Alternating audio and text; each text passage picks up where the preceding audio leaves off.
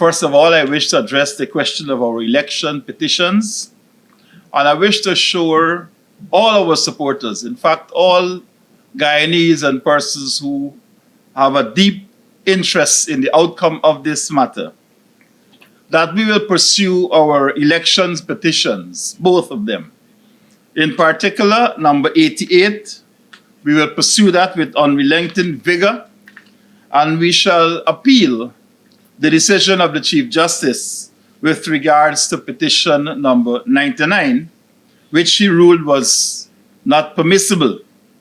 We do not agree with her ruling here, and so as the law provides, we will appeal that decision. Both petitions are sound and credible in law, and we believe that they must be heard by the court. While they address separate issues, they will establish that fraud was prevalent in the March 2020 elections and that the subsequent actions which were embarked upon by the Elections Commission were unconstitutional and unlawful. With respect to petition number 88, we expect a hearing of that petition in the court in early April. In the interim, the parties will be providing submissions to the court every 2 weeks leading up to that date. So we already have a timeline with respect to petition number 88. Petition number 99, as you know, we are appealing that decision, and so we'll have to await the ruling on that appeal. The next I deal with is our COVID-19 situation in Guyana. There's an explosion of COVID-19 cases in Guyana, with over 7,000 confirmed cases and 170 deaths, as is up to yesterday. And with the PPP, of course, regime appearing inept in managing the spread of this pandemic. There are confirmed cases of a new strain of the COVID-19 in neighboring Brazil and also in Trinidad and Tobago. Guyana's borders, as you know, remain open, and there's a daily free flow of persons from several countries where this new strain of the virus is prevalent. The measures that have been instituted at the 𝐭𝐡𝐞 International Airport for incoming passengers are at best lax and casual and puts the entire Guyanese population at greater risk. My office has received reports that there are outbreaks of COVID-19 in several government offices. We have also received reports that certain ministers have instructed and demanded that the test results that affect the workers are not sent to the staff directly, but that they should go to the minister who himself or herself will review that. This, of course, we find to be unacceptable and a breach of doctor-patient confidentiality. We call on all government offices where there is an outbreak of COVID-19 to implement the COVID-19 protocols, and that the premises be thoroughly sanitized so that the lives of our workers can be protected. We warn all Guyanese and remind all Guyanese to take all the necessary precautions with respect to washing of hands, social distancing, and wearing of masks to protect themselves from this deadly virus, as it would appear as if the PPP has demonstrated that they are unwilling and or incapable of protecting our citizenry. The PPP regime's discriminatory distribution of COVID-19 relief grants, which were approved by the National Assembly, continues to be a major tragedy. Thousands of households are being denied, bypassed, and overlooked. Guyanese who are suffering and who are entitled to receive the COVID grant have been complaining that they have not received the grant, even though in many instances the distribution agents have visited their areas and some of them actually live next to these agents who are distributing the grant. The distribution agents, who are mostly PPP activists, are clearly working under strict political instructions. We demand that every household be given their COVID relief and for the PPP to immediately end its discriminatory distribution practice of bypassing households which they believe are not supportive of the PPP. The Auditor General, again, I call on you, Mr. Auditor General, to get up and get. You have been instructed by Excellency Irfan Ali to do an audit of this grant. And until now, we cannot hear a word from you as to when this audit will commence or if you intend to commence it at all. The Guyanese people are looking at you, and they're looking at you very seriously. Over the last weekend or so, I visited, along with a team of members of parliament, on an outreach to the 3 NDCs in the flood-ravaged Lower Pomeroon. From what I saw, I've been deeply disturbed by the neglect of the people by the PPP central government and the PPP-controlled Region 2, Regional Democratic Council. The people have been ignored, even if they suffered massive losses and damages to property, household items, crops, and livestock. They've been offered no help by the PPP regime and have been left to fend for themselves. They were most grateful for our visit and to receive hampers which we were able to provide from the resources of our members of parliament who had made a contribution of their $25,000. We witnessed and listened to the plight of these citizens who are suffering and will continue to suffer. But our pledge is to assist them as best as we can and to bring relief.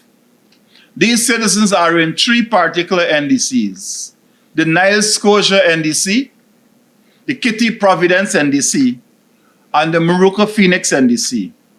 They have been in this situation since October of 2020. What a shame.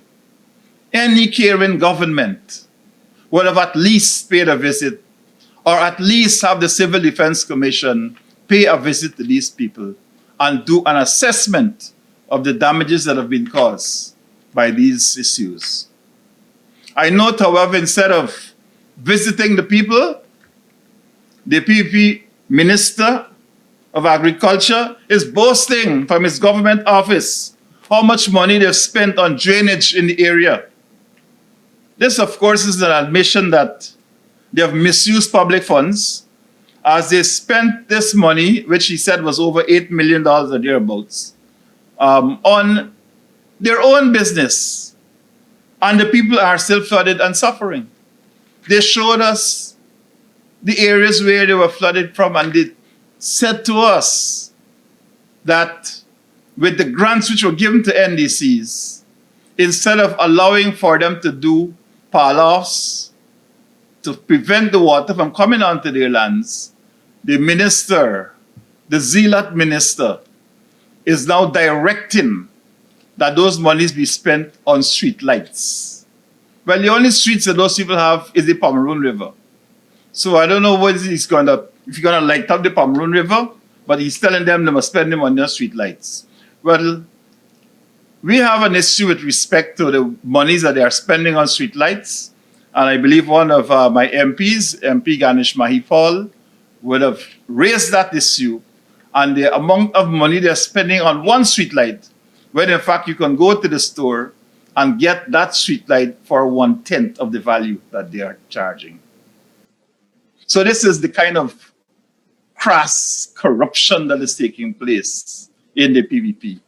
Many of you have seen the shed, which was built in Region 3 on the West Demerara, on 4 stilts and a little roof over it, that cost $2 million. I'm sure you could build something for that, like that, for less than $50,000, but $2 million. The pictures are all over Facebook. I don't need to show you about it again. The next issue which I wish to deal with is the swearing in of the Region 8 councillors. And since the elections were concluded, all of the other RDCs have had their councillors sworn in and they are functioning normal. But this RDC in Region 8 cannot have its councillors sworn in. And this is because of the dictatorship of the PPP. They want to ensure that this council is controlled by the PPP. And so the councillor there who represents the LJP, they were working and working and working on this councillor for him to bring his support over the PPP. But the councillor stood his ground. He says he's representing his people, and we support him in that regard. And so the LJP leadership chose to make a declaration that the councillor was of ill health. Well, Mr. Leslie James later on showed that he is not of any ill health. He showed himself with a warashi, with a set of stuff in the warashi, climbing up to his farm on the mountain and coming back down. So he says, I don't know, I am not a sick man. I am to take up my responsibility as a councillor. And now faced with this situation, the LJP/PPP are now saying that, oh, they don't have confidence in him. Well, that gentleman represents the people in Region 8. And it will be for the people of Region 8 to declare that they have no confidence in the LJP that had their seat because of that support.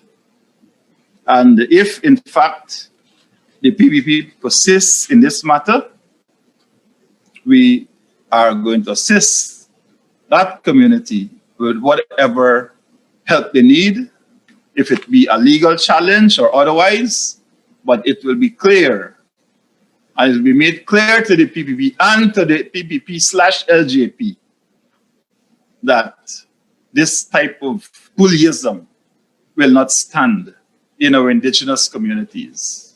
The indigenous communities voted for their representative, and they are entitled to have their representatives represent them at the level of the RDC. My final issue today is this question of unaccounted gifts, which came up in the public discourse over the last week. Championed, of course, by the champion of gifts, the Minister of Public Works, Bishop Juan Ejel.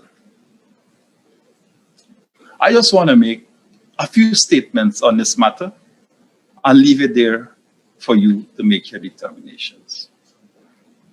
First of all, the Auditor General, in his report covering the period of the 31st of December 2010, showed an amount of $14,557,000,000 in unaccounted gifts. And this is under the PPP regime. This was as at the 31st of December 2010. So, when you live in glass house, don't change your clothes. The second matter, of course, is what you see here. And this is since the Honorable Minister came into office after the 2nd of August, receiving his wonderful gift for having done such excellent work. Right? Excellent work. But he's receiving a gift. Sources close to this gift giving and gift receiving have indicated to my office, and I can't verify this, so I just put in it how I get it, that there was at least 10,000 US in this little brown paper bag that the gentleman received. It's up to him to decide if he is going to tell the Guyanese public whether my figure is low or it's high. He might very well come out and say that's too conservative. It's a higher figure. So this question about unaccounted gifts is something which the PPP, they have been masters of this for years. And you know that $14,557,000,000, if you were to give each Guyanese household a $25,000 grant, you would have been able to give over 590,000 households, even more than we got in Guyana. Everybody would get a smile. But this is unaccounted for gifts. And my final point on this matter of gifts has to do with a gentleman who I presume to know the law, and therefore I would not question him on his understanding of the law. That's the Honorable Attorney General, who in his defense to the law books, which he was charged for criminally, 2.5 million. So no, this was a gift from the government of Guyana. He still got the gifts, you know.